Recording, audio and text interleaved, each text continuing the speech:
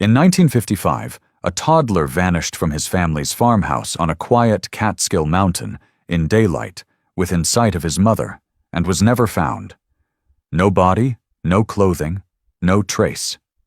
Decades later, his case resurfaced through modern DNA technology, raising the same impossible question. How can a child disappear completely in a place so small with so many eyes searching? This is the story of Frederick Holmes, a disappearance that time refused to explain. Morning on Denman Mountain was quiet, layered in fog that lifted slowly over the trees. The Holmes farmhouse sat near the crest of the slope. 2 stories, painted white once but now dulled by weather and time.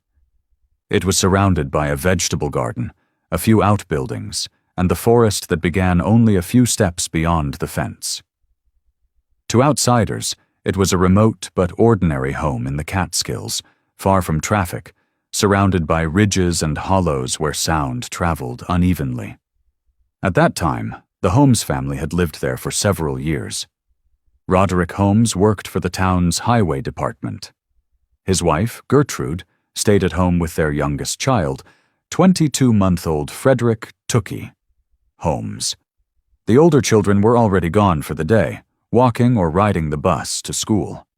For the Holmeses, late May was planting season, the point in the year when the last frost had passed and the mountain roads were still muddy from spring rain. That Wednesday, May 25th, 1955, began like any other.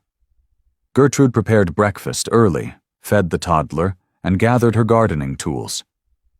Freddie was awake, restless and curious, a child just learning to form words and names. He followed his mother everywhere, carrying whatever object he could hold. Neighbors later said the boy was bright, quiet, with blonde curls and blue eyes that stood out against the darker landscape. At approximately 8:30 a.m., Gertrude stepped outside to tend the garden in front of the house. The air was cool, the ground still damp. She wore gloves and carried a small trowel. Freddie followed, as he often did, and stood near the fence watching birds move between the trees. He wore brown corduroy overalls and a long-sleeve shirt. There was nothing unusual in his behavior. This was the same routine repeated every morning. Behind and slightly to the side of the house stood a small wooden structure, a cobbler's shed used by a local shoemaker who sometimes lived on the property. He repaired boots for nearby farms and kept his equipment there: leather scraps, nails, an oil lamp, and a bench. He was a tenant, not family, but known to the Holmeses. That morning, he was at work inside the shed. The property itself was quiet. No cars, no visitors, no sound but the tools striking wood. The only open area was the yard that connected the garden to the shed, a span of maybe 30 yards of uneven ground, scattered with stones and a water trough. The nearest neighbor was nearly half a mile away, accessible only by a dirt track. Sometime around 8:45 a.m., the cobbler later told police, he looked up and saw the child at the door of his workshop. Freddie was standing in the threshold, small against the frame, peering at the noise inside. The man greeted him, said, "Hello," maybe another few words, and Freddie smiled. The exchange lasted only seconds. The cobbler turned back to his work, assuming the child would wander back to his mother. When he looked up again, the doorway was empty. In the garden, Gertrude noticed only that the boy was no longer beside her. She assumed he had gone into the house. It was common for him to move between the kitchen and the yard. She continued working for several minutes, clearing weeds, then called his name once. There was no answer. She wiped her hands, stood, and looked toward the porch. The door was closed. Inside, the kitchen was empty. The child's cup still sat on the table.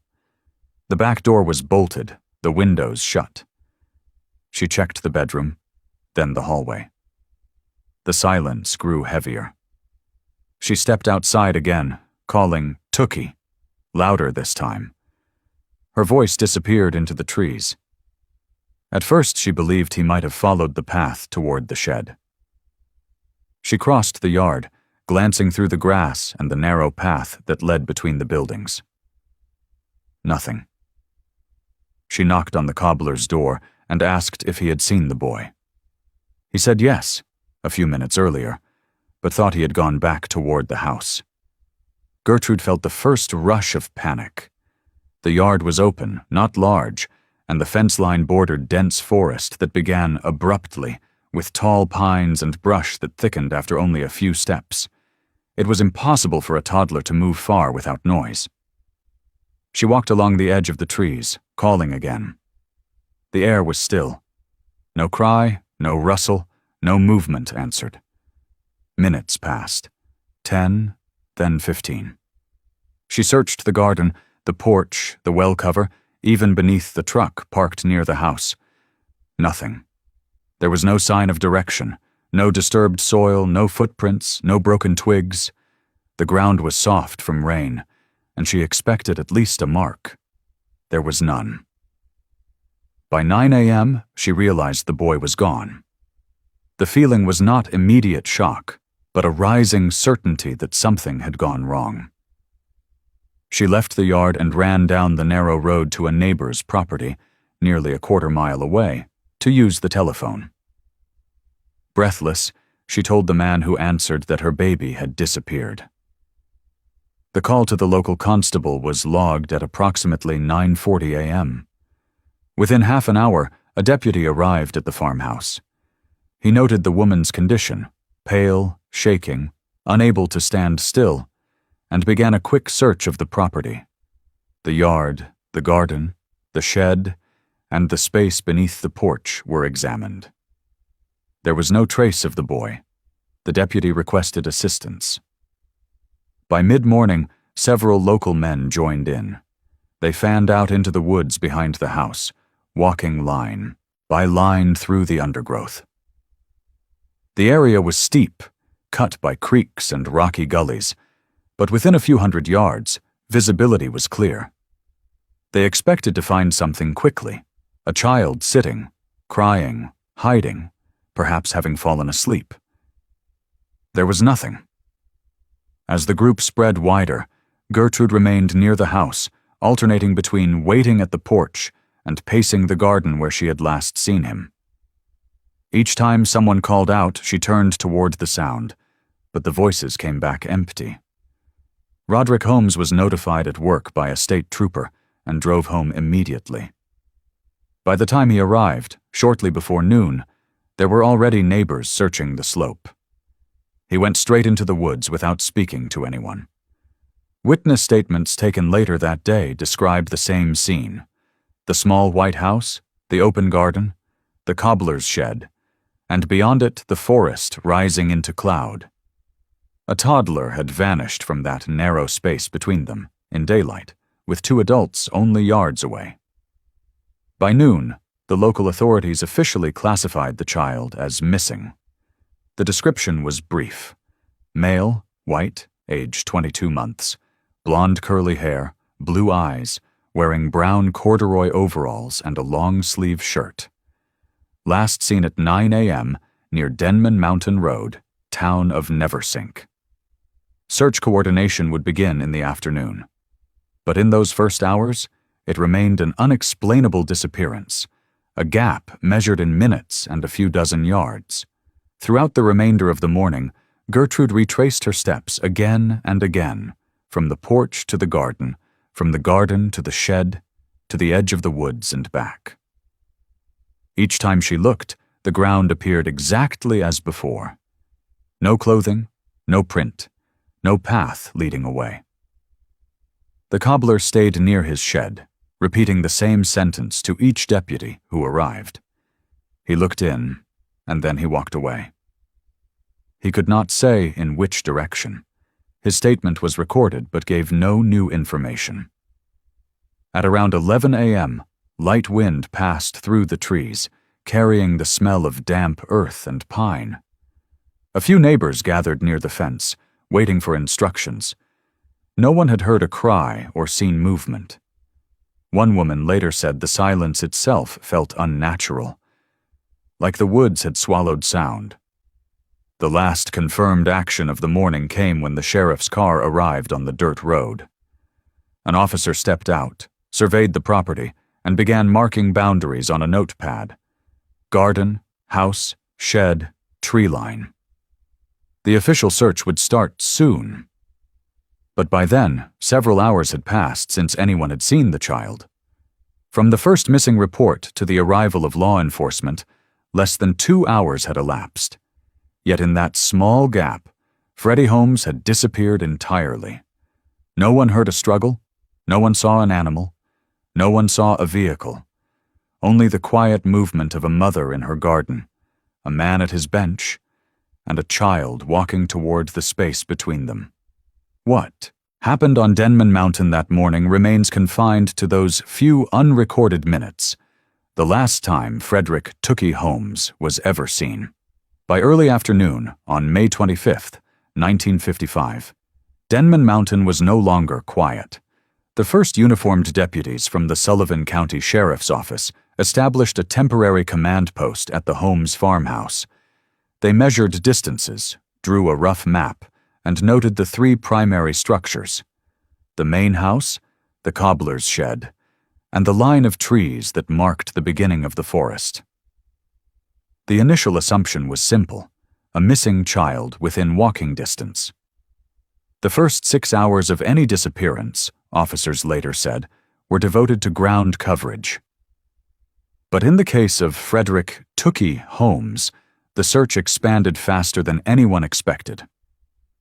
By 2 p.m., neighbors from Grahamsville and the nearby hamlets of Neversink and Claryville began arriving, most carrying ropes, flashlights, or hunting rifles for protection. The word "baby missing" on Denman Mountain spread by radio and phone. The sheriff requested assistance from state police and forest rangers, and within hours, patrol cars lined the dirt road leading to the property. As evening approached, men formed human chains stretching through the underbrush. They called the boy's name again and again, their voices echoing through the ridges. Women from the town brought food and blankets for the volunteers. The first night passed without discovery. At sunrise on May 26th, the search was reorganized into sectors. Troopers, soldiers from the local National Guard detachment, hunters, and high school boys joined the operation. Each group was assigned a grid, roughly 1 mile square, to be cleared in lines spaced 3 feet apart. By the end of that day, the number of participants had surpassed 1,000 people, making it one of the largest manhunts in Sullivan County's history. Searchers moved systematically through the gullies, over the ridges, across the drainage channels that cut through the mountain's granite slopes. They carried long poles to probe crevices. Small ponds and water holes were drained. When those efforts produced nothing, they turned to the structures themselves. The Holmes house was searched room by room, the floorboards pried open, the cellar examined. Nothing. The cobbler's shed was inspected again. Beneath its floor, officers found an unrelated item, a stolen power saw, and arrested the shoemaker on charges of possession of stolen property. His detention led to speculation in town that the child's disappearance was connected to him, but investigators quickly found no supporting evidence. After questioning, he maintained the same account. The boy had looked in through the doorway, smiled, and walked away. The charge unrelated to the case was the only one filed. Meanwhile, in the field, the operation intensified. Troopers brought in bloodhounds from the state police kennels at Oneida. The dogs picked up a scent from the child's pillow and were released near the garden. They tracked toward the shed, then into the brush behind it, and abruptly lost the trail 50 yards into the forest. Searchers repeated the process twice more with the same result. Rain began falling on the second night. It washed away tracks, scent, and any surface evidence that might have remained. By the third day, command was transferred to Captain Harold Lockwood of the state police, who established a forward base at the foot of Denman Mountain. Maps were mounted on the walls of a truck trailer, marking each area cleared. Air support was requested, but the state lacked suitable aircraft for search operations in rough terrain. Helicopters were not yet common in local law enforcement. Search parties continued on foot. They checked every drainage, every thicket, every fence line. Men on horseback scouted the upper ridges. Hunters familiar with the mountain guided them through game trails and hidden ravines. Each route was marked and photographed. The terrain worked against them. Denman Mountain rose sharply, divided by deep gullies that twisted unpredictably. From the air it appeared solid, but on foot it was a maze of rock and shadow. Visibility dropped to a few yards in many places, and sound carried unevenly. A child could cry and not be heard beyond the next ridge. Still, searchers pressed on. Teams shouted instructions down the lines. 5 feet apart, eyes down, move slow. They found nothing. Not a piece of clothing, not a footprint. By May 29th, 4 days after the disappearance, the operation reached its peak. An estimated 1,200 people were now on the mountain. Civilians, rangers, Boy Scouts, high school volunteers, and off-duty servicemen. They moved in unison, a wall of bodies sweeping the woods. The sheriff described it later as a living comb through solid earth. Everywhere there were theories. Some believed the boy had wandered into one of the narrow gorges, fissures in the rock 30 or 40 feet deep, and slipped beyond reach. Others suspected he had been carried off by a black bear, common in the Catskills. Rangers dismissed this, noting the lack of blood, drag marks, or torn fabric. Bears, they said, did not erase their traces. When no physical evidence was found, attention returned to the possibility of abduction. Deputies canvassed nearby roads, logging the license plates of any vehicle seen that day. They interviewed travelers, delivery men, and residents within a 5-mile radius. None had seen a car stopped near the Holmes home. Each lead ended at the same conclusion. There was no sign of direction. On the 6th day, searchers widened the perimeter to 5 miles. They worked in pairs along the mountain streams feeding the Neversink Reservoir, probing underwater with poles. They drained a small pond near the old mining road. Again, nothing. Photographs from the period show lines of men in work clothes moving shoulder to shoulder across slopes covered in ferns.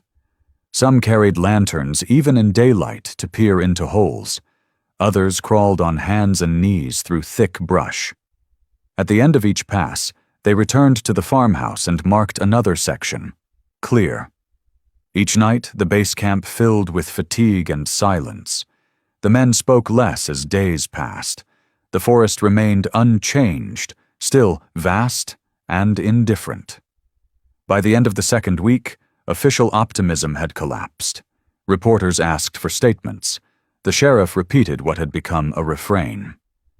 No body, no clothing, no clue. Families from nearby towns brought food for volunteers. The local church organized prayer vigils. Yet the search lines grew smaller each day as people returned to work. Within law enforcement, discussion turned to the limits of the possible. The terrain had been combed. The structures had been dismantled and inspected. Wells and culverts were cleared. Statistically, a child that young could not have traveled more than a mile on foot, yet that entire radius had been searched repeatedly. No one could explain how a 2-year-old could vanish without a trace in daylight. By early June 1955, 2 weeks after the disappearance, the sheriff's office officially scaled down the operation. A few deputies remained on rotation for follow-up searches in the evenings. Unofficial groups of locals continued on weekends through the summer, but no further evidence was found. The file compiled during those weeks filled fewer than 20 pages. It contained lists of search areas, statements from Gertrude Holmes, from the cobbler, and from several volunteers. The last entry, dated June 10, 1955, read simply, "Search concluded. No physical evidence recovered. Cause undetermined. Investigation suspended pending discovery."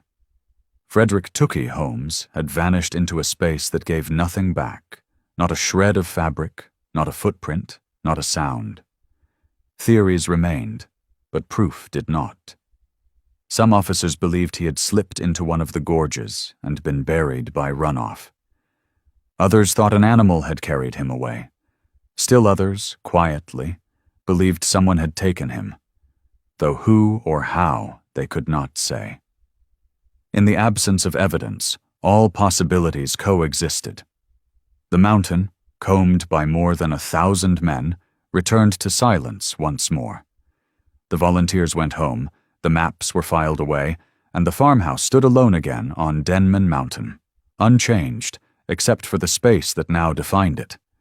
No one would ever find a single piece of clothing or bone. The name Freddie Holmes would remain in the sheriff's archive as one line beneath a column marked Status Missing. The search, despite its scale, ended where it began, at the edge of a garden, beneath the same trees that had been there the morning he disappeared. In the months that followed the disappearance, the Holmes farmhouse on Denman Mountain became both a home and a memorial. The garden where Freddie had last been seen was left untouched through the summer, its rows of beans and lettuce overgrown and dry. For Gertrude Holmes, the act of tending it had once been a morning routine. After May 25, 1955, she could not bring herself to walk through it again. Each day, she waited by the window overlooking the yard, expecting to see the small shape of her youngest child wandering back from the trees. Neighbors remembered her keeping the kitchen light on through the night. She spoke little to anyone beyond her husband, Roderick, and the few friends who still visited. For her, the absence was not final. It was a pause, one that might end with the sound of footsteps on the porch. Law enforcement made periodic visits during that first summer. Deputies brought photographs of unidentified children, boys recovered from distant counties or found in orphanages without records. Gertrude studied each picture carefully, searching for the curve of a cheek or the shade of hair that matched her son. She returned every photograph. None were him. Over the next several years, the process repeated. Every few months, another officer, sometimes new, sometimes the same, would bring a file envelope. Inside were grainy black and white images, children of similar age found in Pennsylvania, Ohio, even as far as Kentucky. Each time she looked, and each time she shook her head. In interviews years later, her surviving daughters recalled that their mother never used the word dead. She said instead that he was taken, that someone had bought him or given him a new name. The theory was not supported by evidence, but it was the only one she could live with. To believe he was gone would have meant acknowledging that she had seen him for the last time that morning in the garden. She could not do that. The family's world contracted. Reporters stopped visiting after the first year. The neighbors moved away. The Holmeses withdrew into routine. Roderick went to work for the town's highway department by day, maintaining gravel roads and repairing bridges. Gertrude kept the house. The older children grew up in the quiet aftermath of something they were never allowed to forget. They remembered their mother keeping the missing posters folded in a drawer, and their father saving every clipping from the Times-Herald and the Sullivan County Democrat. On certain evenings, Roderick would sit at the kitchen table, reading those old reports by the light of a single bulb, his hands resting on the paper as if trying to extract some detail that everyone else had missed. He rarely spoke about it, but his silence carried weight. Within the family, the topic of Freddie hovered like weather, always present, often unspoken. When visitors came, Gertrude would mention his name in passing, then fall silent again. She kept his toys: a green rubber policeman on a motorcycle, a worn white teddy bear, a wooden duck-shaped rocker one of the girls had made in school, on a small shelf near the window. Dust collected, but she never removed them. Each Christmas, she set a small wrapped box beneath the tree, unmarked. When asked about it, she said it was for the one who isn't here. For Roderick, the loss manifested differently. He had been at work the morning his son vanished, called home only after the search had begun. That absence haunted him. According to relatives, he blamed himself for not being there, for not preventing what he could not have foreseen. Over the years, his silence deepened into withdrawal. He spoke less, drank more, and avoided the woods behind the house. The Holmes children learned to live around grief that had no language. Dorothy, the eldest surviving daughter, left home in her late teens, but kept in touch by letter. Janet, younger by several years, stayed nearby in Sullivan County. Both carried a lingering sense that the family existed in two timelines, the years before May 1955 and everything after. As the 1960s began, the world changed around them. Roads were paved, new houses appeared farther down the valley, and yet the Holmes property remained the same. Gertrude refused to move. She told anyone who asked that he'll know how to find home. Occasionally, strangers came forward claiming to have seen a boy who matched Freddie's description: a blonde child in another town, a photograph in a newspaper. A rumor passed through relatives. Each lead collapsed under scrutiny, but Gertrude treated them as proof that her son was still alive.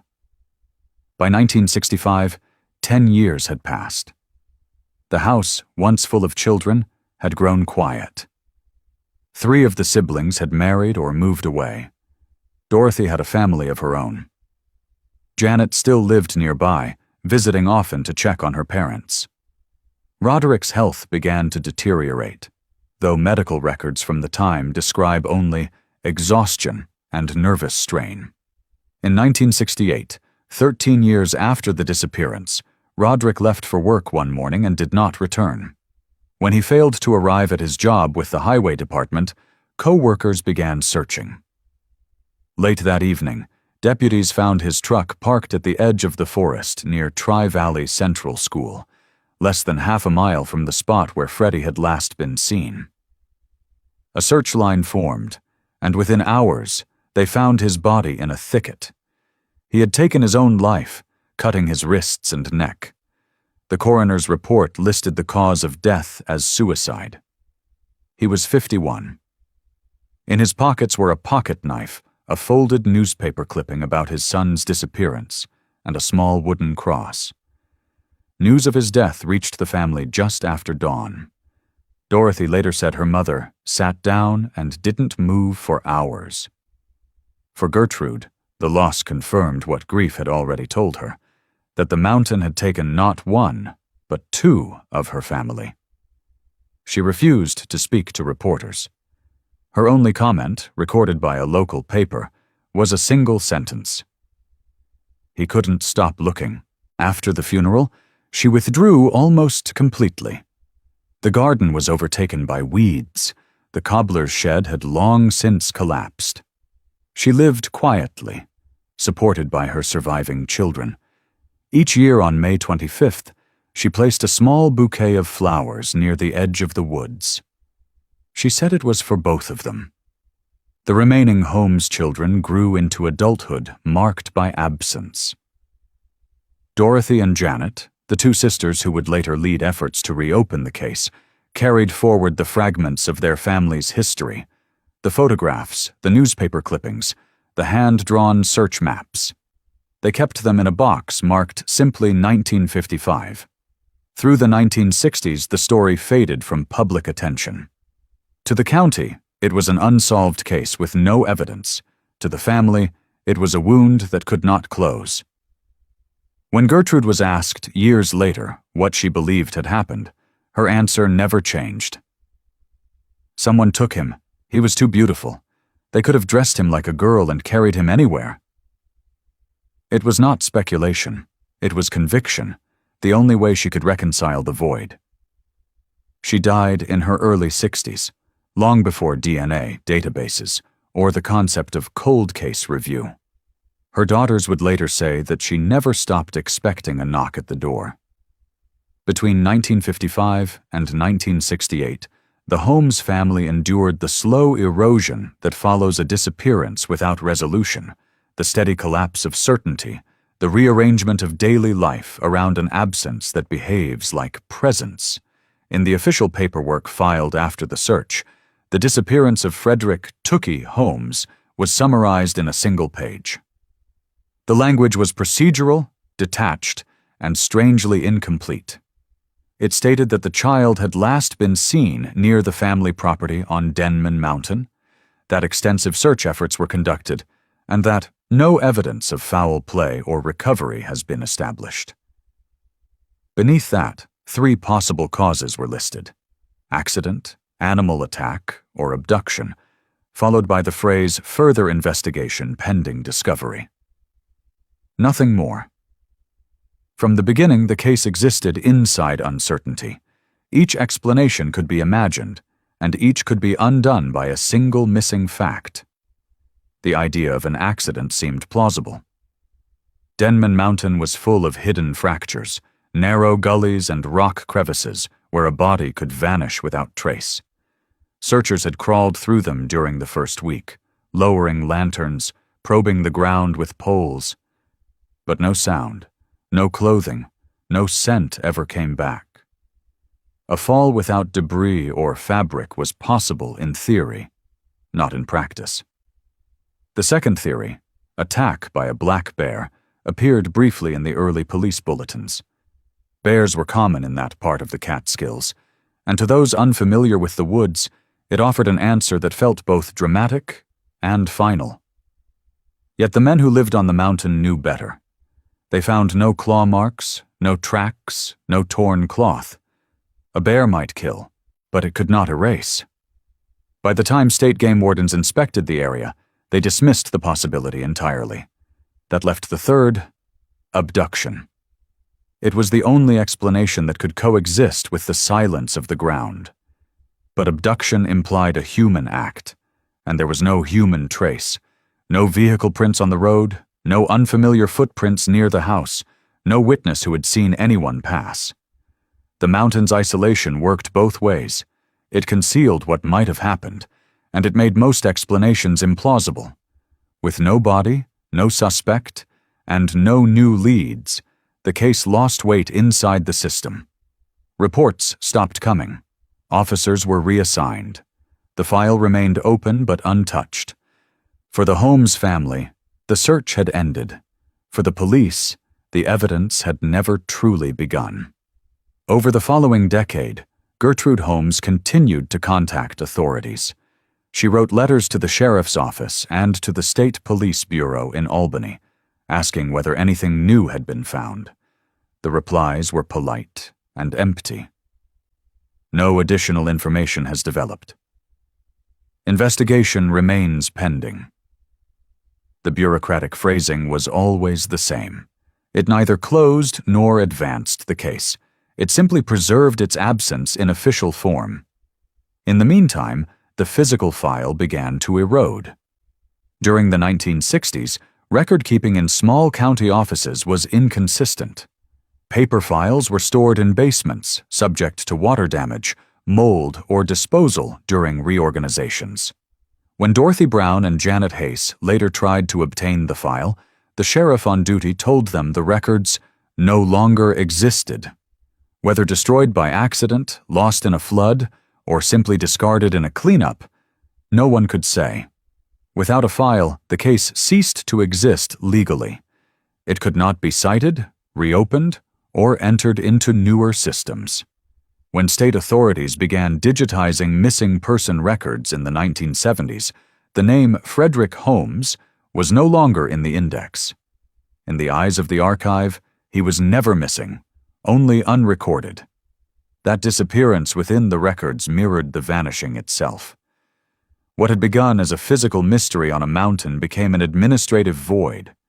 There was no evidence to re-examine, no chain of custody, no photographs or item logs to send for testing when forensic science advanced decades later. For the family, this second loss was harder to articulate. It meant that even the proof that others had once searched, the maps, the witness statements, the signed affidavits, was gone. The event survived only in personal memory and in the yellowed columns of local newspapers that still printed the name every few years as a footnote in retrospectives on the county's unsolved cases. By the late 1970s, those who had led the original operation had retired or died. The cobbler who had spoken to the child that morning was gone, his identity surviving only in rumor. New officers entering the department might hear the story secondhand, the baby on Denman Mountain. But there were no documents to read, no official narrative to follow. What remained was a chain of assumptions passed through time. The police had once believed the boy fell. The neighbors had believed he was taken. The family had believed he was alive. Each held its own logic, but none could cross the distance between possibility and fact.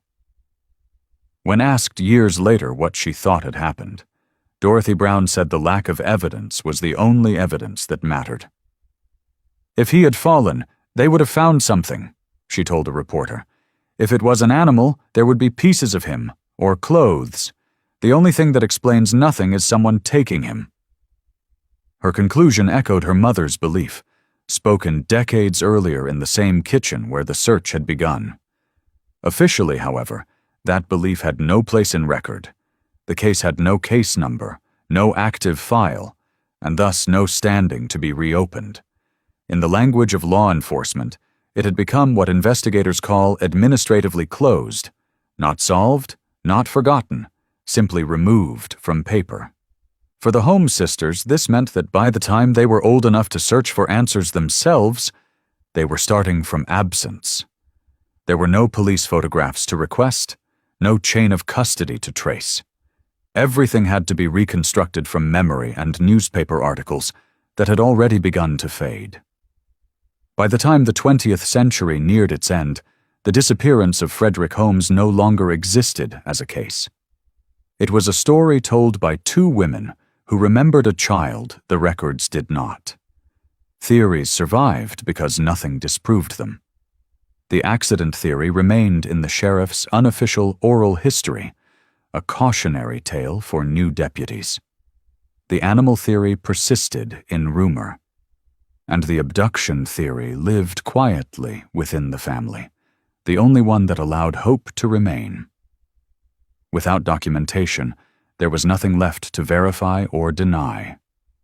The file had dissolved, the facts had turned to narrative. The mountain where the search once took place remained the only witness. It held no answers, only silence, the same silence that had begun that morning in 1955 and extended without interruption into every year that followed. By the time the name Frederick "Tookie" Holmes returned to official record, 54 years had passed since he vanished from Denman Mountain. The family that had once filled the small farmhouse was nearly gone. Only two of his sisters, Dorothy Brown and Janet Hayes, remained. They were in their 60s now, living hundreds of miles apart, but connected by the same unfinished story. For decades they had carried boxes of yellowed clippings, letters, and the fading memory of a brother who never reached his second birthday. What they lacked was something official.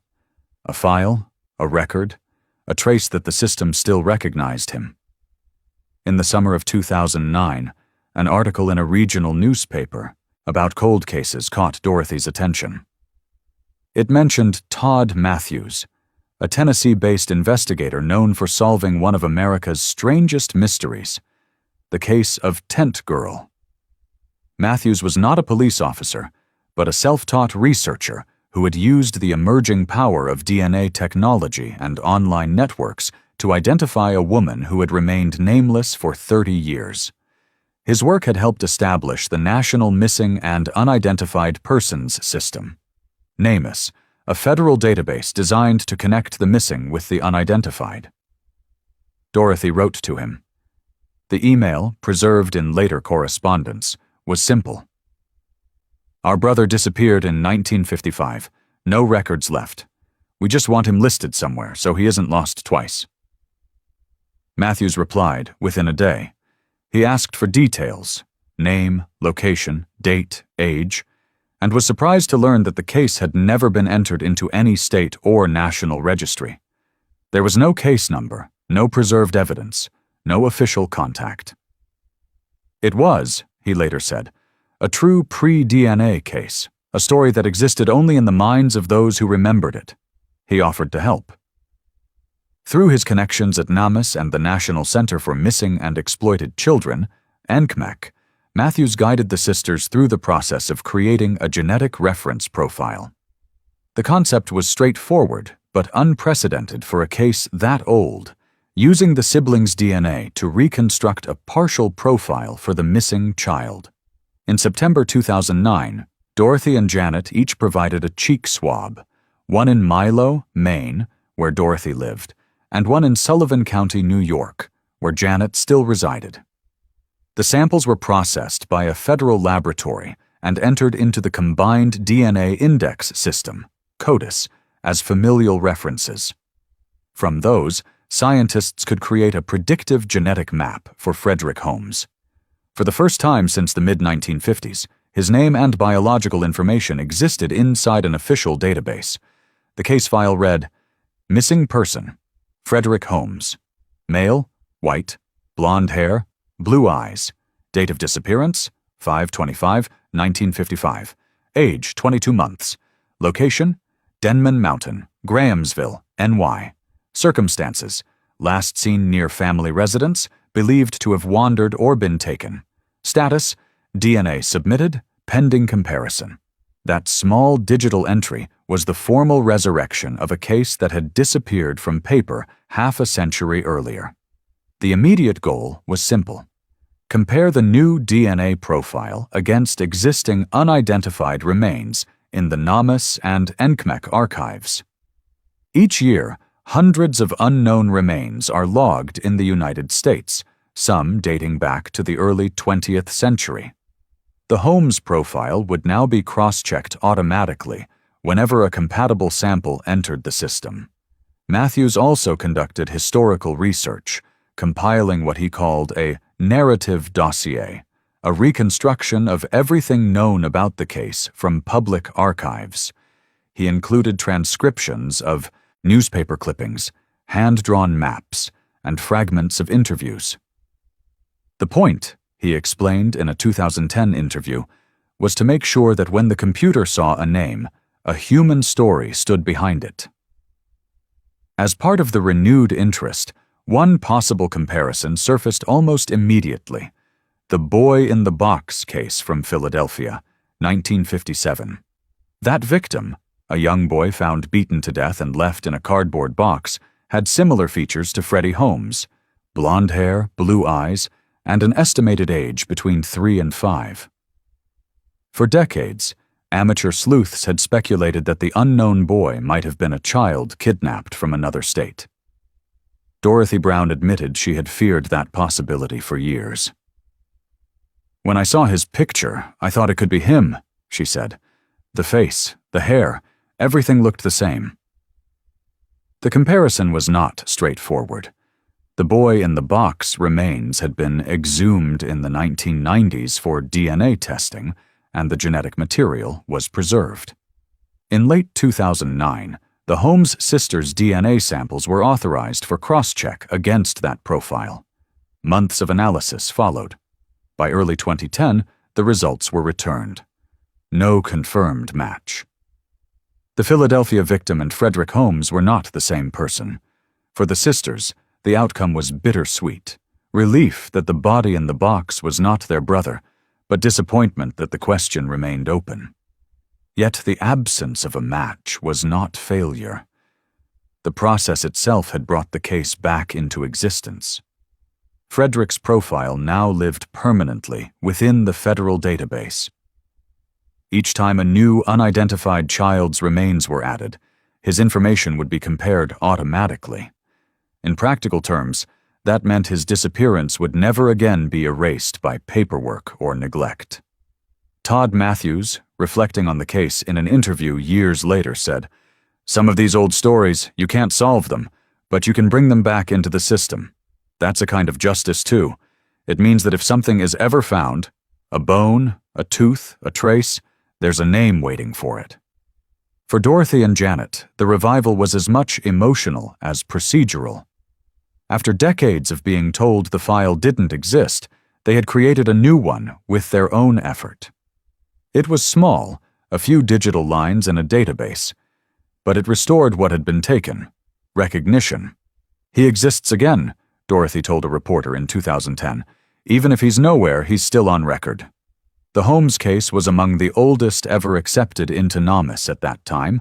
A 1955 disappearance entered into a 21st century forensic system. Within the program, it became a symbolic example of how DNA could transcend the limits of time and documentation. In Sullivan County, local law enforcement cooperated with Matthews to reconstruct a summary of the lost file. The sheriff's office officially reopened the case in name only, supplying the minimal details necessary for record alignment.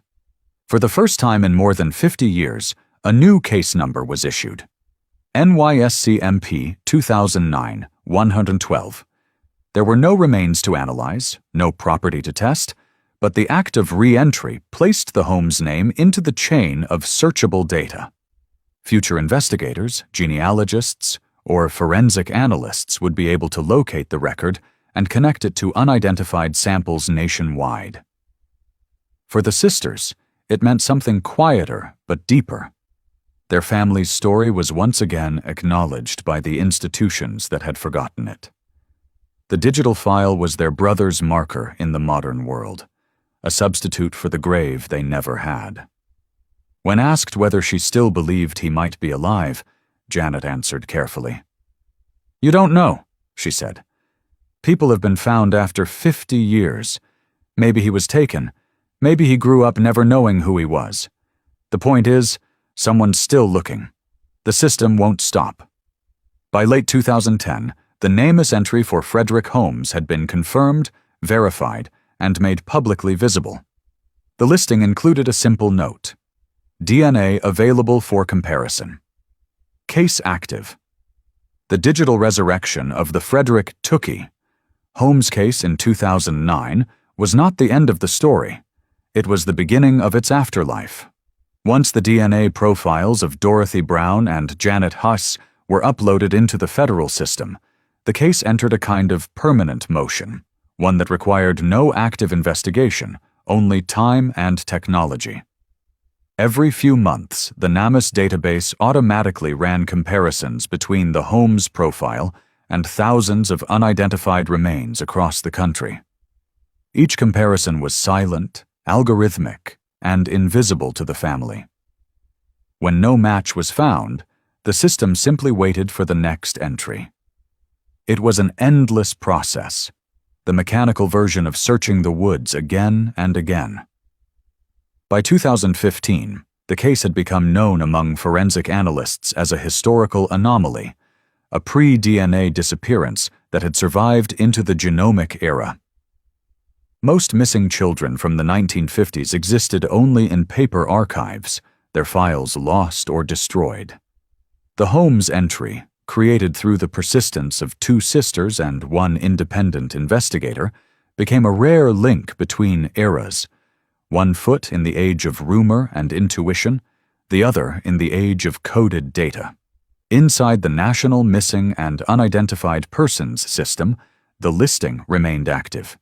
Its status line, DNA available for comparison, case open, ensured that every new set of unidentified remains, every recovered bone fragment, every international database upload would check against it automatically. Each year brought new technology. In 2014, the Department of Justice expanded its forensic genealogy capabilities. In 2018, investigative genealogy, the process of matching unknown DNA to distant relatives through commercial ancestry databases, began solving decades-old murders. But for the Holmes case, no match appeared. The profile persisted as it was, unconnected, waiting. For the family, waiting became a way of continuing. Dorothy, in her 70s now, still kept the original clippings in a folder labeled Freddie. Janet, living closer to Denman Mountain, sometimes drove past the old property, though the farmhouse had long since changed hands. In interviews, both women said the same thing. He could still be out there. It was not a literal belief so much as a refusal to close the door. Local media revisited the case occasionally, usually around anniversaries or in features about historical disappearances. Reporters described it as one of the oldest active missing child investigations in the United States. The phrasing was both true and misleading. Active did not mean anyone was still out searching the mountain, only that his DNA still moved through the national system, a line of code looping endlessly. For forensic specialists, that digital trace mattered. It symbolized how the tools of modern science could reach back into the past and give form to cases that once relied solely on testimony and hope. In conferences and reports, the Holmes file was cited as an example of the continuum principle, that once a person's genetic profile enters the system, time no longer erases them. The body may never be found, but the possibility remains mathematically alive. Each comparison cycle carried the same potential: a match with a bone fragment in another state, a forgotten sample in a local morgue, or even a voluntary DNA submission from someone who suspected they had been taken as a child. None ever aligned. But the act of checking itself became a quiet assurance that the story had not ended. Between 2010 and 2025, technology advanced, investigators retired, and entire departments changed names. Yet somewhere in the background of those systems, the name Frederick Holmes continued to circulate. His data code, a string of numbers and genetic markers, would appear in automated logs, producing the same result each time. No correlation found. To the computer, it was a null return. To the sisters, it was endurance. They no longer expected a headline, or even closure. What they valued was the permanence of record, the knowledge that their brother's existence was restored in the one form the modern world could preserve indefinitely. Dorothy once described it in an interview. The search never stopped. It just changed shape. Now it's all machines, but it's still searching. For the agencies involved, the case carried symbolic weight. It illustrated how memory and data could merge, how a story kept alive by family persistence could re-enter the machinery of national forensics. In training materials and academic papers, analysts referred to it as a bridge between centuries, from folklore to file, from witness to database.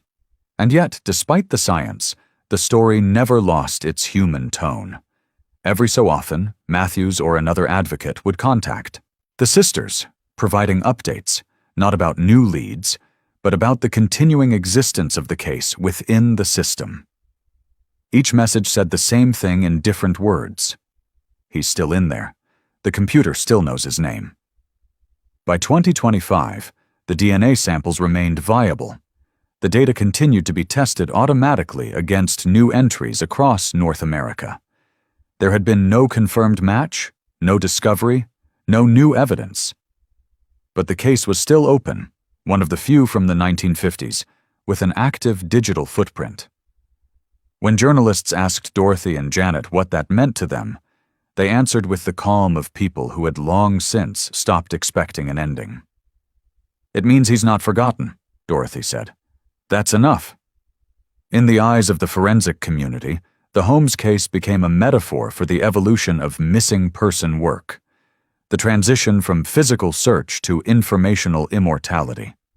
The mountain that once held its silence had been replaced by databases that never slept. Somewhere within those networks, the name Frederick Holmes continued to circulate, a code among billions, untouched by time, waiting for the one match that could close a century-long loop. Until that happens, the system keeps checking. The sisters keep believing, and the story of the boy who vanished in 1955 remains open. A living archive at the intersection of memory and machine. If you believe stories like this deserve to be remembered, not sensationalized, not forgotten, subscribe, share, and help keep these cold cases alive, because some trails never really end.